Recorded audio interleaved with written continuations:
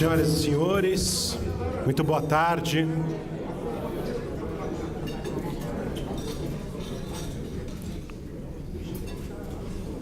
No último dia 3 de fevereiro, o Egrégio Tribunal de Justiça do Estado de São Paulo completou 144 anos de existência. Uma das coincidências que une a história do Tribunal com a do Instituto é que são do mesmo ano de fundação. O Instituto completará 144 anos no dia 29 de novembro. 3 de fevereiro foi um sábado. Na segunda-feira, no dia 5 de fevereiro, o nosso querido presidente, desembargador Manuel de Queiroz Pereira Calças, toma posse de forma solene com a abertura do ano judiciário no Salão dos Passos Perdidos. É tempo de renovar as esperanças. Mas as esperanças não de forma etérea. Nós renovamos as esperanças de forma sólida. Sólida com a presença da advocacia, de forma absolutamente unida, com esse salão repleto dos principais advogados, professores do Estado de São Paulo, o nosso presidente da Ordem dos Advogados Seccional de São Paulo, Marcos da Costa,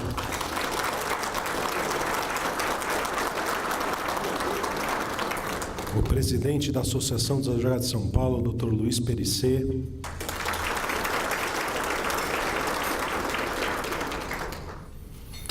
e esta advocacia unida para apoiar um dos principais desembargadores, não porque ocupa o cargo de presidente, mas porque demonstrou ao longo da sua carreira, e longa carreira, 42 anos de magistrado,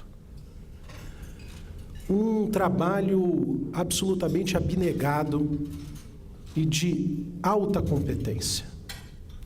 Não só porque o desembargador Manuel de Queiroz Pereira Calças é concursado e professor de Direito Comercial, não só da Pontifícia Universidade Católica de São Paulo e da Universidade de São Paulo, não só porque é hoje reconhecido um dos professores de Direito Comercial mais destacados, que auxiliou na implantação das câmaras empresariais e nessa implantação pôde aplicar o direito e tornar o Tribunal de Justiça do Estado de São Paulo uma referência em direito empresarial, e como corregedor na última gestão teve a humildade, e isso é fato dos que se transforma como uma característica essencial dos grandes homens, de poder ouvir a advocacia,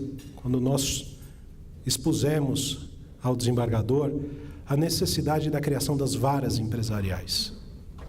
Era um pleito antigo, um pleito que não se implementava por uma série de dificuldades, e nós sabemos as dificuldades das dificuldades burocráticas, mas nós apresentamos ao desembargador que o Brasil não era reconhecido no ambiente mundial porque não tinha uma justiça especializada completa. O fato de existir apenas uma Câmara Empresarial não colocava o Brasil, porque ele necessitava de, em primeiro grau, ter uma vara especializada. Isso faria com que a análise do Banco Mundial fizesse com que o país ganhasse uma quantidade de posições que atrairia, evidentemente, investimento externo. Quando o desembargador tomou conhecimento desse fato, do estudo do Banco Mundial, assumiu o compromisso, e foi um compromisso amplo da advocacia, da academia, e implementou no final do ano as varas empresariais. Este é o exemplo concreto do homem que assume a presidência do tribunal.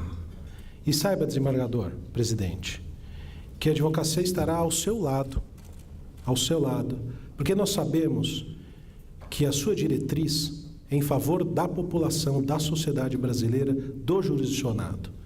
E todos os nossos pleitos, todos os nossos pedidos são para aprimoramento da justiça. E Vossa Excelência tem essa sensibilidade fundamental. Por isso que a esperança que nós temos de tempos novos é uma esperança que, na verdade, se traduz como uma certeza. Senhoras e senhores, recebam o nosso presidente do Tribunal de Justiça do Estado de São Paulo, desembargador Manuel de Queiroz Pereira Calças. Boa tarde a todos.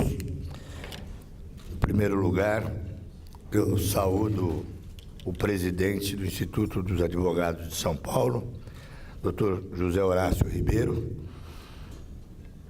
meu amigo desde os tempos em que moramos no mesmo edifício, o edifício paulistano, e ele ainda era acadêmico na Faculdade Paulista de Direito da Pontifícia Universidade Católica de São Paulo. Deputado Arnaldo Faria de Sá, que representa a Câmara dos Deputados, também amigo da magistratura de longa data. Ministro César Peluso, que fez a temeridade de me incentivar a me inscrever para a magistratura quando eu tinha 24 anos de idade, e ele era juiz da Vara de Família no Fórum Romentes. Eu era o Benjamin da turma em que estudávamos mestrado, pós-graduação, primeiro especialização, depois mestrado, na Pontifícia Universidade Católica de São Paulo também. Ministro César Laffer, meu professor dos meus filhos e professor de todos nós. Ministro Rezec, ministro por quem eu nutro uma admiração de longa data e uma amizade também muito querida. Vice-presidente Arthur Marques da Silva, que compõe conosco o Conselho Superior da Magistratura. Desembargadora Cecília Marcondes, amiga querida também, presidente do nosso Tribunal Regional Federal. Juiz Paulo Prazac, que estivemos ontem juntos, que é o atual presidente do Tribunal de Justiça Militar do nosso Estado. Presidente Marcos da Costa, presidente que representa aqui todos os advogados paulistas. Eu não posso deixar de iniciar dizendo e reafirmando o que o presidente José Horácio acabou de dizer, que temos uma parceria que ficou fortalecida na Corregedoria Geral da Justiça, que é a colaboração da Ordem na missão de orientar, fiscalizar, supervisionar juízes de primeiro grau e servidores. Foi excelente. Os frutos, graças à participação e o compartilhamento da fiscalização da Ordem, nós conseguimos solucionar todos os problemas que a Ordem apresentou, dos quais resultaram, inclusive, em alguns casos, a aplicação das penas mais graves do Estatuto da Magistratura. O presidente Marcos da Costa sabe disso, e muitas liminares foram propostas, inclusive de afastamento em tutela antecipada, quando os magistrados não cumpriam seus deveres. Meu amigo Dr. Luiz Perissé, presidente da Associação dos Advogados, da qual eu fui associado quando fui advogado, e ainda tenho guardado, Dr. César Ciampolin, meu amigo, o número 29273 da OAB. Esse número é meu.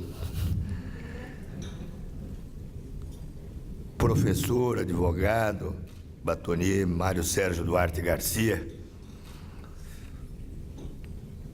Temos parentescos pelos Garcias aí, já conversamos muito sobre isso. prazer estar ao seu lado. Doutora Fabiana Lopes Pinto e demais autoridades. Eu quero, na verdade, e só vejo aqui, amigos. E a minha saudação, então, vai para todos os que aqui estão presentes, na genérica assertiva, meus amigos. Mais do que isso, só meus ex-alunos. Encontrei vários que estão, inclusive, me saudando de longe aí, ex-alunos das Arcadas, da PUC, da Uninove, de Bauru, da Getúlio Vargas, da Instituto Paulista de Direito, da Escola Paulista da Magistratura, do Ministério Público, da Escola da Advocacia, enfim. Eu acho que eu sou mais mestre-escola, como uma vez o professor Tércio Sampaio de Ferraz, de quem eu fui aluno também, na área de filosofia, me disse que ao falar para um professor alemão que ele tivera na fase de pós-graduação, e ao dizer que ele lecionava em 9 faculdades, ele falou: então o senhor não é um professor, o senhor é um mestre-escola. É mais ou menos o que eu acabei de falar aqui, os senhores viram, né? Mestre-escola. Então eu quero saudar aqui os amigos, os magistrados presentes, vejo cada um aqui, né? Os ex-magistrados que já retornaram à advocacia, como Campos Salles, Manuel Justino, né? Que foram para a magistratura e já voltaram. Saudar os ex-advogados que viraram juízes, como a Mary Gran, amiga querida também, não é? Eu, nesta saudação, assim, bem informal, eu quero dar um abraço em cada um. Professor Toron, meu colega de PUC também, e cada um que eu estou vendo aqui, Calvo, não é? Amigos que eu tenho há mais de 45 anos. Não é? Eu acabei escrevendo alguma coisa que eu não vou ler e repetindo o que foi dito pelo presidente José Horácio, que eu saúdo seus pais, doutor Renato e doutora Cristina, também amigos de longa data que estão presentes aqui, não é? Amigos muito queridos que eu estou vendo daqui e que nos deram o Zé Horácio de presente, né? Mas eu via essa coincidência que o José Horácio mencionou aqui, né, doutor Manuel Seu, falando que em 1874 nós tivemos 2 fatos marcantes aqui em São Paulo. Né? Nós tivemos a instalação do Tribunal da Relação, São Paulo-Paraná, em fevereiro de 74, 3 de fevereiro, como foi bem colocado pelo nosso presidente, e que teve como primeiro presidente o conselheiro Tristão de Alencar Araripe. E no mesmo ano, 29 de novembro, o IASP é fundado, instalado, como primeiro presidente, o professor das Arcadas, Barão de Ramalho. Somos, portanto, co-irmãos, né? Nós tivemos aí a instalação do Tribunal de Justiça, com o nome que lhe fora dado pela Constituição Imperial, e o Instituto dos Advogados de São Paulo. O detalhe, analisando os estatutos, e o primeiro estatuto do IASP, formado por cerca de 40 notáveis advogados e professores das Arcadas de São Francisco, foi que o objetivo maior era científico, diferentemente do Instituto dos Advogados do Brasil, co-irmão também, né? mas nos píncaros do Império, né, na capital do Rio de Janeiro. Lá, a vertente foi mais política, por óbvios motivos.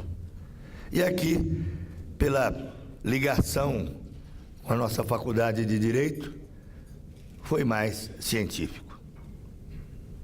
Mas, além de científico, aliou-se a ciência ética, porque o primeiro código de ética de advogados, editado em nosso país, sob as luzes do Código de Ética dos Advogados de Nova York, foi o Código de Ética editado pelo Instituto dos Advogados de São Paulo. Olhei alguns nomes, rememorei dos grandes componentes desse instituto. Américo Brasiliense, João Mendes, João Teodoro Xavier, João Monteiro, cujo livro eu estudo até hoje, Processo, Francisco Morato, Macedo Soares, Plínio Barreto, Vicente Hall, Jorge Americano, Alcides da Costa Vidigal, José Barbosa de Almeida, Anésio de Paula e Silva, queridíssimo Lauro Celidônio, Rui de Azevedo Sodré, cuja obra eu consultei todas as vezes que tive que decidir, quase que uma bíblia para mim, quando fui dar uma sentença sobre ética na advocacia.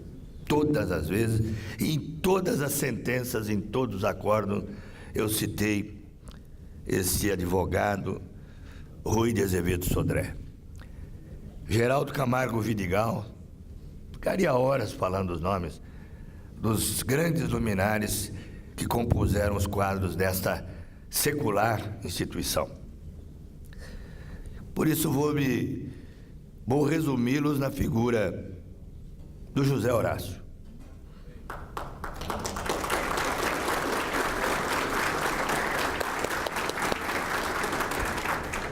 Que, a par da competência, da inteligência, da lhaneza, da fidalguia, da dedicação, do compromisso, notadamente com a ética, exatamente escopo ou pedra angular, como queiram, desse instituto. Em tempos em que a ética tem sido inobservada. E por isso, essa primeira reunião oficial, pública, da qual eu participo, após ter tomado posse na presidência da nossa corte, juntamente com o doutor Arthur, com os demais componentes do nosso conselho, um conselho fabuloso, doutor Getúlio Evaristo dos Santos, Gastão Toledo, Campos Melo, doutor Fernando Torres Garcia, Geraldo Pinheiro Franco, nosso decano Xavier de Aquino, e um conselho que nos dá a certeza de que o tribunal terá uma direção marcada notadamente pela ética. E quando eu fui convidado para participar desta reunião, e já sabendo que compareceriam os grandes advogados de São Paulo, com a presença, hoje advogado, do ministro Rezec e de tantos outros, vou citando ao Léo, me desculpe, mas a gente vai olhando assim, né? E se sintam todos saudados cada um que eu vejo aqui, porque eu conheço a todos e a todas. Não estou vendo da Maria Emília aqui, minha colega. Cadê Maria Emília? Almeida Prado. Aqui está lá, ó, minha colega linense também, né? Colega de juventude. Mas eu saúdo também, em nome dela, todas as advogadas presentes, né? E dizer que o tema que me foi confiado, desafios da justiça. Pensei cá comigo, o que falar, desafios, não é nem do Poder Judiciário. Ministro Peluso, da Justiça, hein? Muito mais experiente do que eu, aprendi muito com o ministro Peluso, continuo aprendendo. Desafios da Justiça. Simples, né? Assim. A Justiça não é Poder Judiciário, né? Somos todos nós. Falei, o que eu vou falar? Aí eu falei, vou me autolimitar, vou fugir do script do presidente José Horácio. E vou dizer, e aí vai ser a primeira vez que eu faço isso em público, algo que já foi dito dentro do nosso tribunal. Quando eu me apresentei como candidato, eu era corregedor, já exerci um cargo pesado, e fui me preparar, porque sabia, como todos sabem aqui, que a tarefa é imensa, como é a do presidente Marcos da Costa, do presidente José Horácio. Mas o Tribunal de Justiça de São Paulo é um gigante. Alguns amigos, doutor Paulo Moura Ribeiro, falam assim, é o transatlântico, né? O ministro Celso de Mello, de quem eu tenho a honra de ser amigo também, fala, mas como é que você vai dar conta disso? O ministro Lewandowski vive falando conosco a respeito disso.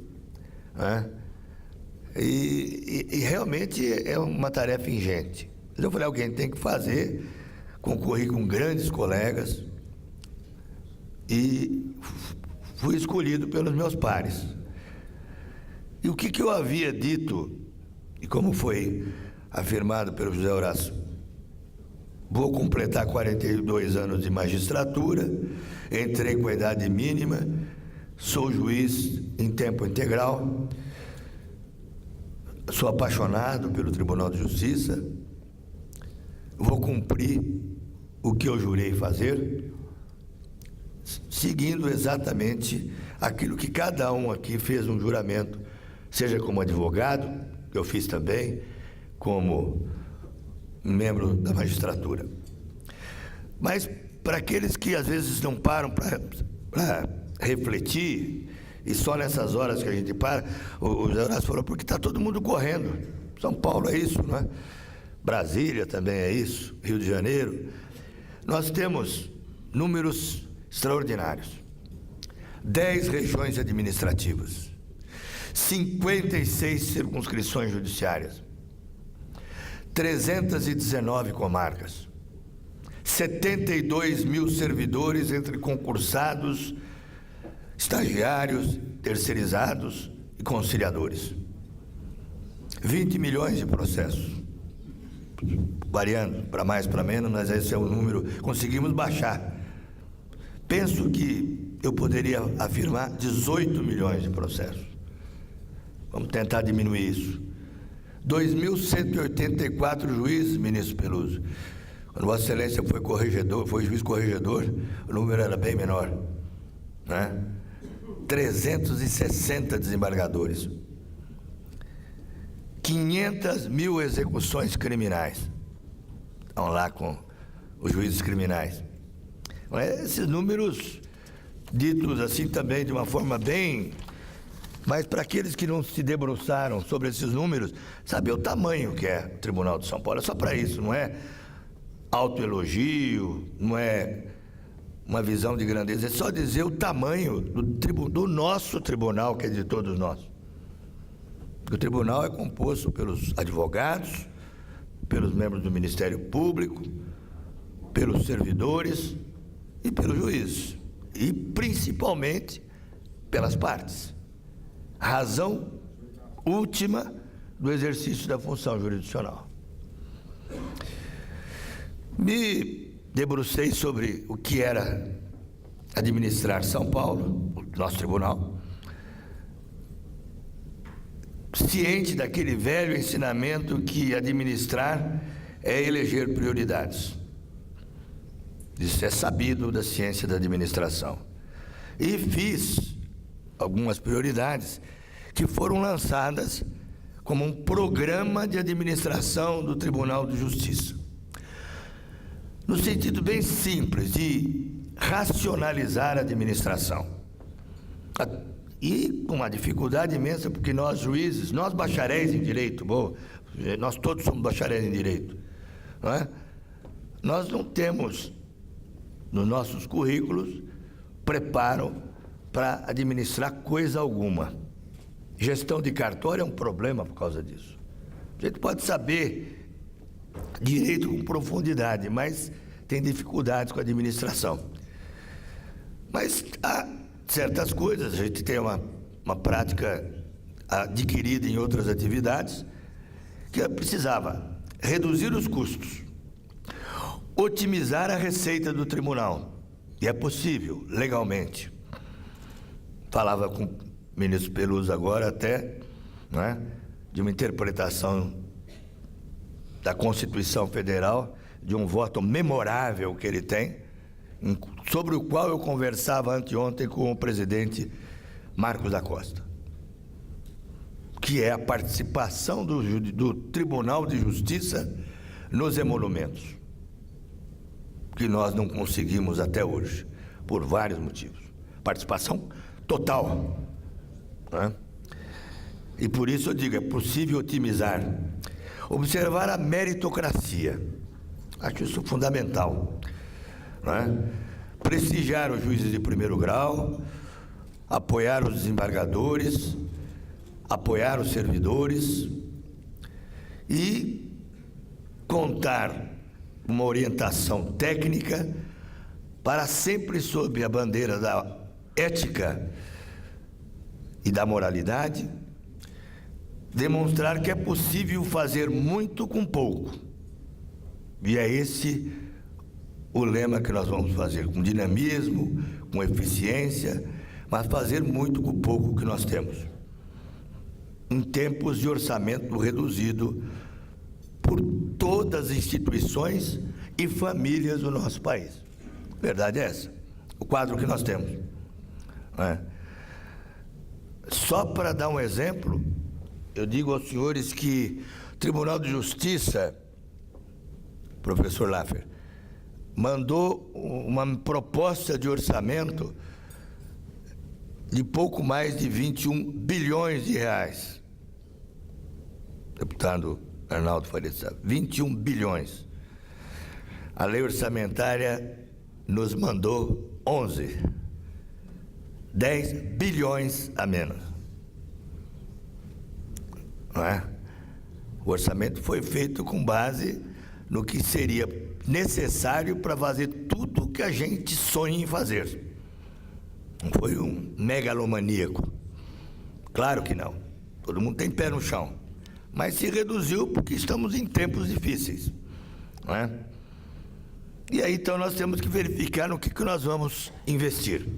Prioridade número 1, e eu sei que os senhores saberiam que seria esta: prosseguir na implantação e no aperfeiçoamento do projeto digital do Tribunal de Justiça, com o nosso sistema SAGE, que é o único que se adequa às necessidades de São Paulo, que é customizado para o Tribunal de São Paulo, e a única empresa que pode nos fornecer, fornecedor único, nesses padrões de exigência de números, é a Softplan. Fui estudar, é possível fazer uma outra licitação, melhorar? Não é. Então, estou dizendo, estou abrindo meu coração com os senhores. Então, o que nós temos é que negociar bem para gerenciar e obtermos destes avanços. Cada avanço implica um custo maior. Os senhores sabem disso. E uma parceria em que eles também, como contrapartida, vão poder dizer que eles são os autores de todo o sistema de informatização do maior tribunal do país. né? Há muita coisa por fazer. Volto à conversa que tive com o nosso presidente da OAB. Na primeira semana que eu assumi como corregedor, vários advogados, meus amigos do interior, ex-alunos, problema de guia de levantamento é um horror. Trabalhei 2 anos, está quase pronto na corregedoria. Ontem tivemos uma reunião com o presidente do Banco do Brasil, falamos disso aí. Está pronto, funciona em todos os outros tribunais, menos no nosso. E não funciona por causa dos números. É um problema. O sistema está pronto, mas na parte técnica eles se debruçam com problemas por força do grande número de guias e levantes. Na Justiça do Trabalho funciona super bem, na Justiça Federal também tem funcionado, para nós não funciona. É o mesmo sistema, né? Ficamos entristecidos com isso, mas isso nos impulsiona. Falamos ontem, o doutor César estava comigo na reunião, né, com o presidente do Banco do Brasil, o doutor Rogério, e ele, o Banco do Brasil, ajudando, né, tem que dizer isso de público. Agora, a evolução do sistema de informática, estou aqui com a minha presidente, amiga do nosso Tribunal Federal, Cecília, ela exige a implantação de um projeto digital cuja melhoria, para ser potencializada e utilizada, impõe capacitação de juízes e servidores. Os de RG mais antigo têm uma natural limitação com isso, não é? Os netinhos, quem tem neto ou filho, sabe que eles tiram isso de letra. Então nós temos que capacitar. Alguns servidores se recusam pura e simplesmente. Pura e simplesmente. Não vamos, né? Então esse é um problema que... o outro problema, mudar a cultura do tribunal, servidores e juízes. Você implementa a digitalização, a informatização, fala, não, mas eu tinha 22 escreventes em 1998, 2000, agora eu tenho 10, sim, mas agora informatizou. Na empresa privada, informatizar implica redução de pessoal. O tribunal quer aumento. Então, isso é mudança de cultura. Estamos trabalhando, né? E o presidente Paulo Dimas implementou salas de capacitação nas 10 regiões administrativas. Formidáveis. Tem que dizer isso, não é? Agora, existe... Eu apresentei como proposta da gestão do biênio 2018-2019 uma forte aplicação na questão da informatização, uma persistente atuação na capacitação funcional, na valorização do servidor e na sua capacitação por meritocracia. E estou editando lá uma portaria em que, para ser chefe, precisa ter curso. Para ser supervisor, precisa ter curso. Para ser diretor, precisa ter curso de atualização. É um modo de a gente aplicar a meritocracia. E a outra notícia que eu dou aos senhores, e já nomeamos uma comissão para isso, e já falava aqui à mesa com os amigos com quem eu tive a honra de dividi-la, compartilhá-la, vamos iniciar o projeto de construção do prédio dos gabinetes dos desembargadores e juízes substitutos. É uma tarefa que poderia ser arrolada entre os trabalhos de Hércules.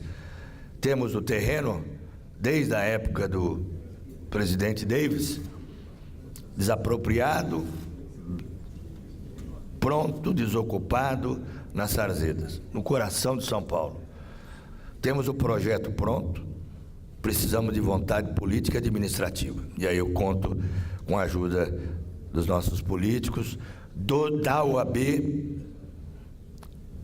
A presidência da comissão será do desembargador César Ciampolin.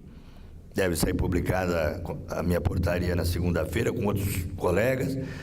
E depois será editada uma outra comissão em que advogados irão participar também, para nos ajudarem, porque isso é uma tarefa que não é do judiciário, é de todos nós. E vamos começar essa obra. Eu comentava com o ministro Peluso sobre o problema de atualizar a parte legal e restaurar a validade de um alvará já caducado, né? Que se deixou ao lado, e ele falou, não, mas não pode ser esse tempo todo. Eu acho que ele tem toda a razão. Vamos trabalhar. Segunda-feira começamos a trabalhar nisso. É claro que para tomar uma iniciativa dessa, você tem que ver o tribunal como uma instituição. Eu tenho certeza que eu não vou exercer a judicatura neste prédio que eu estou dizendo aqui pela primeira vez em público, cuja construção será iniciada. Eu não terei gabinete nesse prédio. Mas é essa visão futurista que acredita na instituição que move as instituições. Eu tenho que pensar no futuro. E por isso que eu estou convocando a Advocacia Paulista, OAB, os professores presentes, são muitos aqui, meus amigos, também do Executivo, o nosso ministro, né? Os advogados, professores, desembargadores, porque nós vamos começar a construção, sim, do prédio das Sarzedas. E só para dar um número, nós pagamos anualmente hoje 60 milhões de reais, 60 milhões de reais só de aluguel para os edifícios dos desembargadores. Não estou falando dos demais prédios, porque gastamos cerca de 400 milhões de reais por ano com aluguéis para os fóruns e outros departamentos. O que eu dizia aqui, digo sempre, não aplicamos os recursos na atividade fim, desviando-os para a atividade meio. É o maior erro que o administrador pode praticar. Os senhores sabem disso. Não precisamos ter feito FEA na USP, na GV, no INSPER, né? Isso é o senso comum. E é isso que será feito, né? E iremos, com certeza, após esse desafio que eu lanço aqui, a comissão que já existe, mas com apoio de todos. E é uma obra que necessita do apoio de todos os paulistas, notadamente, não é, da Ordem dos Advogados. E aí, presidente Marcos, outro problema. Nós temos um prédio no Ipiranga que nós pagamos 600 mil por mês para guardar lixo, processos arquivados. Eu fui até o local e olhei lá, abri as caixas. A minha assessoria falou, o senhor não pode ver um processo, né? Eu falei, não, eu quero ver o que tem dentro dessas caixas. Abri aleatoriamente. Ação de alimentos dos anos 80, cujo aquele que pedia alimentos provavelmente hoje já está pagando, arquivada, transitada em julgado, etc. e tal. Abri outra, a experiência de juiz antigo. Furto de um grampeador. Furto de um grampeador, ministro Peluso. Suspensão da pena, arquivado, encerrado. Eu sei dos problemas dos processos históricos. Aí fui com o vice-governador França, lá na junta comercial. Ele mostrou uma máquina que digitaliza 400 páginas por minuto. Então, vejam bem, é uma tarefa muito grande. Mas se a gente começar... Então, a atuação vai ser dessa forma. Quero acabar com o arquivo, o que tiver que ser digitalizado, digitaliza. O que puder ser encaminhado para a nuvem será encaminhado, não é? E aí eu preciso da colaboração política da ordem.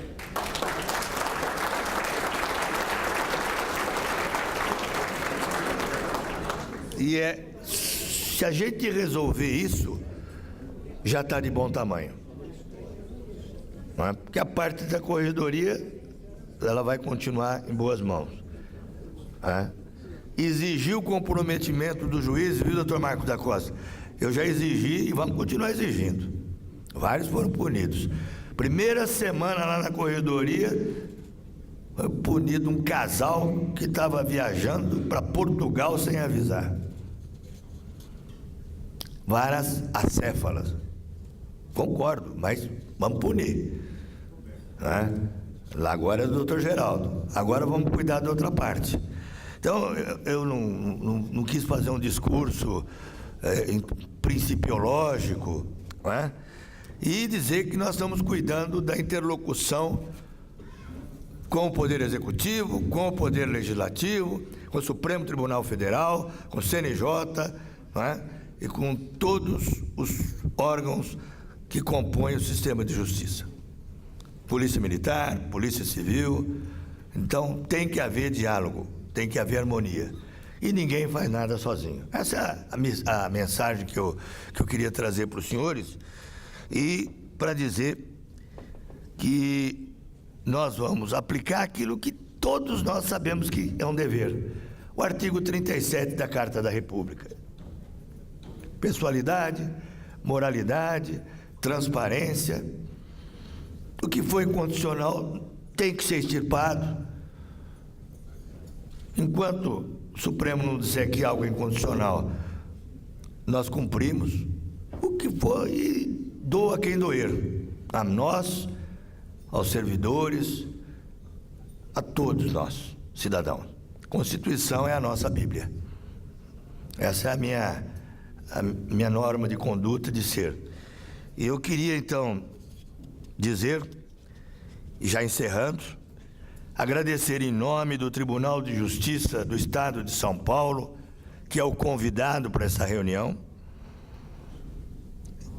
agradecer o convite formulado por nosso co-irmão, o quase gêmeos, o Instituto dos Advogados de São Paulo, na pessoa do seu presidente, doutor José Horácio Ribeiro, e quero reafirmar perante todos os senhores que, numa fidalguia, numa gentileza, numa alegria, num tratamento liano, espetacular, compareceram aqui para homenagear o Judiciário Paulista. A Ordem está aqui fazendo isso, o IASP, a Associação dos Advogados e todos os demais representantes das entidades que congregam os profissionais da advocacia. E aí ratificar o meu compromisso de forma solene agora, perante os senhores, de servir bem e fielmente as funções de magistrado, de administrar na nossa Corte Estadual de acordo com a Carta da República, de seguir fielmente a legislação brasileira, procurando decidir, na esfera da discricionariedade, sempre de acordo com a moral, os bons costumes, os princípios gerais de direito, os princípios gerais do direito, E desta forma eu não estarei nada mais fazendo do que cumprir com o meu dever.